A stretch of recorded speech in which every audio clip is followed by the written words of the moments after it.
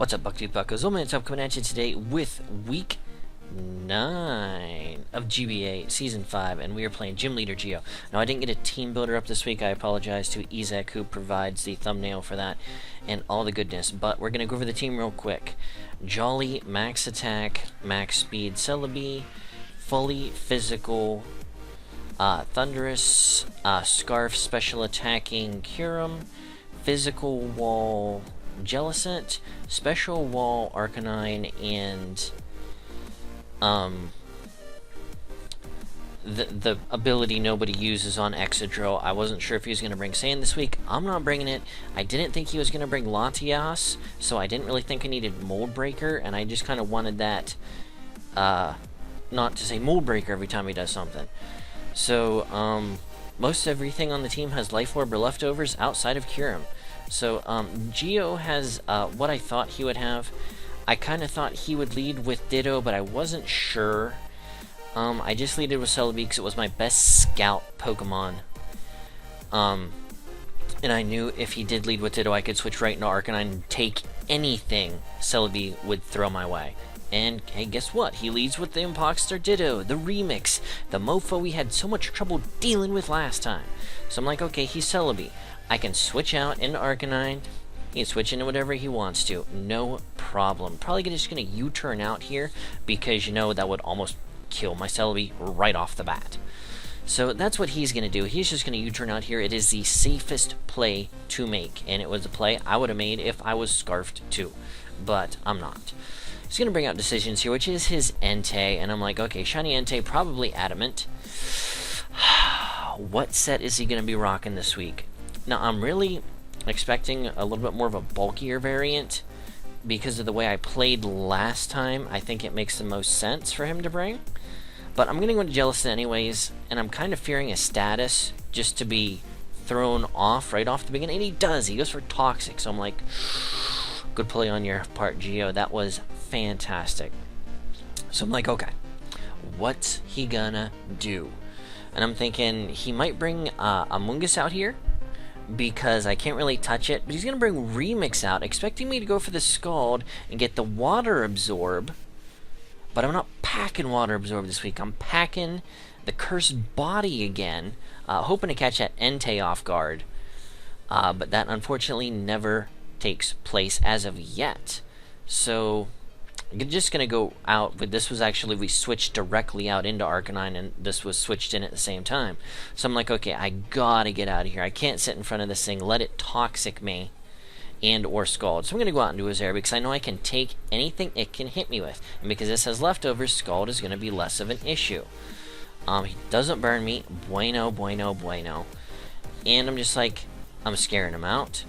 I'm going to go for the knockoff, and I can knock off anything he brings, and I'm hoping he's bringing Amoonguss in here, and I'm going to knock off that Assault Vest if that's what he's packing. Now, he does switch in the Amoonguss here, and I'm like, fantastic. Brings in the Trip. We're going to get the knockoff, knocking off the Assault Vest.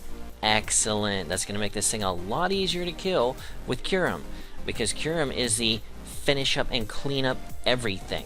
It outspeeds everything on his team because it's Scarfed outside of his Scarfed Pokemon. I'm just going to switch in Hot Dog here. I'm like, I knocked off the Assault Vest. Is he running the Spore? And he is. What a fantastic set to have in your back pocket for when I knock off the Assault Vest. And it came through in spades for him here. So I'm like, okay. We're going to sit in. He's going to have to switch. We're going to burn one turn of sleep here. Not a problem. And I have this Arcanine. And I ran the stats. And I'm like, and I don't know if I messed up my damage calc, but unless he was banded, the damage calc I ran said he couldn't kill me in one shot with Stone Edge barring a crit. So I'm like, okay, he has to be banded. So I'm like, fantastic. We know what's going on because that thing has to be Adamant. We didn't get the Intimidate off. He's going to go into Nado here. We bring in the Exadrill to scare it out, and we're just going to double switch out here. We're making some bold plays that we usually don't make. I want to catch him off guard, get him off balance. And we get a perfect switch in here because I can one-shot any variant of this thing with an Ice Beam to the face. And there isn't much on his team that wants to switch into an Ice Beam right here. And I'm thinking Entei and Aromatisse if it's specially defensive. And this Aromatisse proves to be specially defensive, and it has to be fully specially defensive. I ran the stats. This thing could not take hits this well on the special side unless it was fully invested. So this thing is good, and I figure it's going to be his cleric. So I'm just like, okay, gotta switch out, need to poison this thing. Get it set up to protect here. And I'm just thinking to myself, this thing can't touch me. Even though I'm completely fully defensive, my special defense is just through the roof good. And he's gonna switch out. So I predict that ahead of time. Luckily, because I'm making quick switches with Jellicent, it isn't taking too much accumulative damage from the Toxic. I'm going to switch right now into Rocky because I think Amoonguss is going to come in this time. I think he's going to switch it up to try and catch me off guard, and I'm like, it's Trip, that's Amoonguss, right? Yes! Now, he can't spore me. Well, I don't have anything asleep anymore because I let Arcanine go down because I'm dumb. The Hot Dog, we took Tori's suggestion on that. And he's going to bring this in, and nothing on his team wants to come into a Zen Headbutt. Nothing. And we look at this thing. Gonna get a nice, good hit off on it. And we get the Life Orb recoil, so I'm like, I'm thinking this thing's still banded.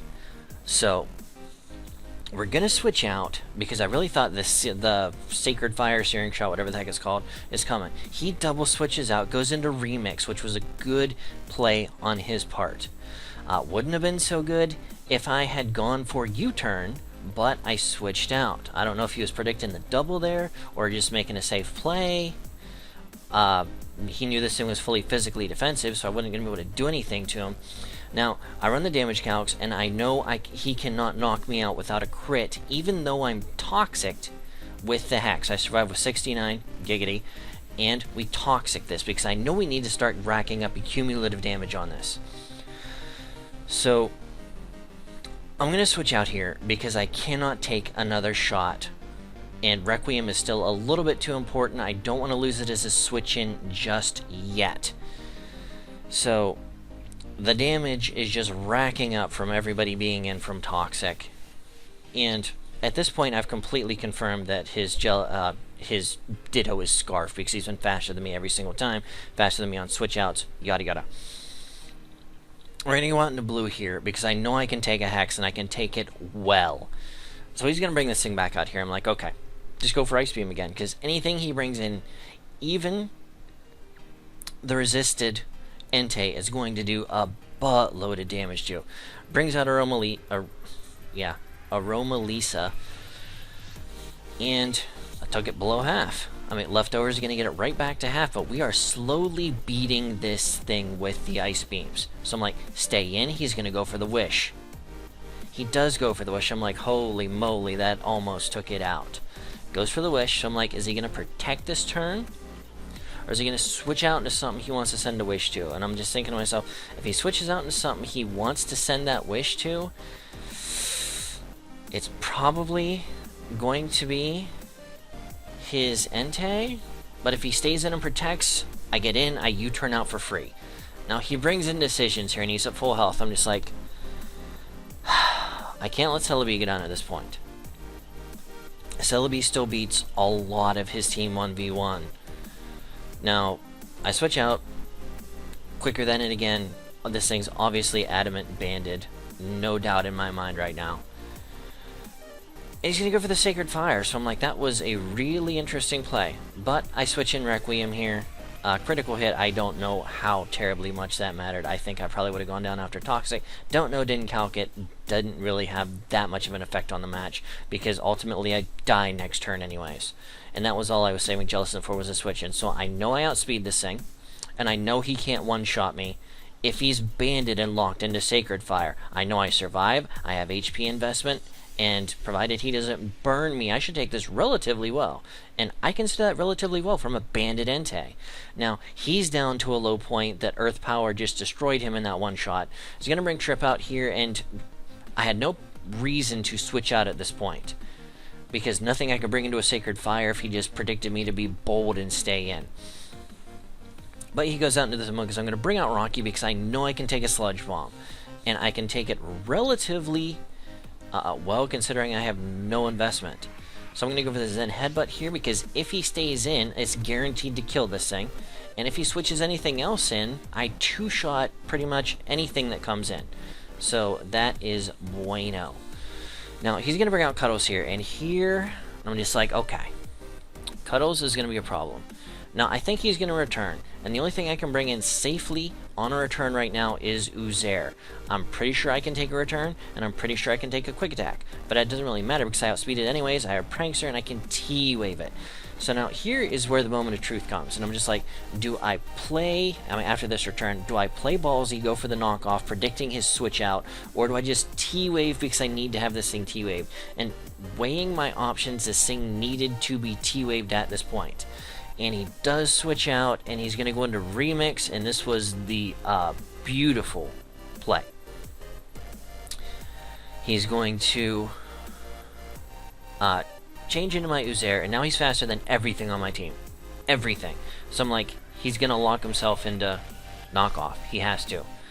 And there's nothing else on my team at the moment that I can bring in to be knocked off that will be able to come in and do anything. I have to sack Uzair here. And Uzair goes down to the knockoff. My only recourse at this point is to bring Kyurem in. And it's the only thing on my team that can finish it in one hit, and I have to. If he decides to stay in. And he stays in, goes for the knockoff. I know I can survive, did the damage calcs. And I know an Ice Beam's going to kill it 100% of the time, even if he was at full health. So Ditto finally goes down, and that thing is out of my life forever. And Cuddles are going to come back out here, and it dawns on me that Cuddles finishes up the rest of my team, which is Excadrill and Celebi. So I'm like, I have to bring out Excadrill here and bluff the Scarf. I had no other choice. I had to set up the rocks here, because if this thing comes in, I need to have the damage on it coming in. So he's going to bring in Aromalisa, and I set up the rocks on the switch. And some could say, well, that was a really stupid play, but I mean, if I didn't, it would just remove one turn from the game and leave whatever he brings in after this at full health. So Aromalisa is going to go down, and I thought he might try and preserve differential there, and that's why I went for the Iron Head and not the Earthquake, because in the event that he brought in something to do it, yeah. He's going to close combat here. That's going to take out Excadrill, and Mega Pinsir is just going to clean shop and finish up with Celebi. And yeah, looking back on it, there were a few really questionable things I did really early. Namely letting Arcanine go down so early, not being able to come in and intimidate anything because he had a lot of physical threats on his team. So that was a huge mistake early. I should have went with my gut and know that he was going to have status on his Entei, and I just played safe and went into Jellicent, and that really put me on my back foot with him playing the way as well as he did with his Jellicent. Not predicting the Jellicent switch in when I had my Jellicent in the first time, and going into Arcanine really put me on my back foot, because it just put me, the momentum was completely, my momentum didn't pick up until like mid-game, and even then it wasn't enough to make up for all the ground I had lost. So definitely learned a lot this week. Namely from those plays. So don't forget to go check out Geo. Links will be in the description down below to him, all the other GBA coaches, the GBA information. Also, if you want some Pittsburgh Pirattatas, I was going to do this, but this is a Star Wars shirt. But if you'd like some Pittsburgh Pirattatas merchandise, there is a link to our merchandise shop in the description down below. You get yourself t-shirts, coffee cups, hoodies. We have kid shirts, kids and parents. So if you have little kids who are Pirattata fans, little bucktooth buckos, you can buy your kiddos some shirt. I bought mine one. Drinking glasses, aka beer mugs, coffee mugs, a few other assorted things you'll see on the shop if you want to go, with the official logo, and you can be a part of the Pirattata team. So alright guys, this has been OldManTup. Thank you for watching GBA Season 5 Week 9 where we lose a 3... I think it was 3-0. I think it was 3-0 at the end. We lose a 3-0 defeat to gym leader Gio and the San Francisco Gientes. Now, what does this say about our playoff push? We are still technically in the running for the playoffs push, but we pretty much have to win out if we want any realistic idea to do it. And I'm not saying that that's completely out of the question, or I don't believe we can do that, because I believe we can. Next week, I should have pulled this up ahead of time. Next week, I believe we are playing the only team we beat last season. And I know quite a few of you got a kick out of that when I said that last week. Yep, San Francisco Gientes. I didn't fill in my score on my sheet. Yep, we lost 3-0. But next week, we play John, aka Pokemon, and the New Orleans Pelipers. Again, as I said, the only team we beat last season. So, interesting that we're going to be playing him again, as we're going to be making our playoff push, continuing our playoff push. Excuse me. And I'm really looking forward to the battle with him, and I would like to beat him fair and square this time, not rely on that outrage crit on his Crocodile. And I'm sure he's going to be out for vengeance from that, and we're not going to give it to him. We're going to step on his throat and put him down, and hopefully end his playoff push by boosting our own, because I know he is doing very well for his division. He's in second place in his division right now. I don't want to say the record because I don't want to give away any spoilers, but we are 2 games back. Was that 2 games back going into this week?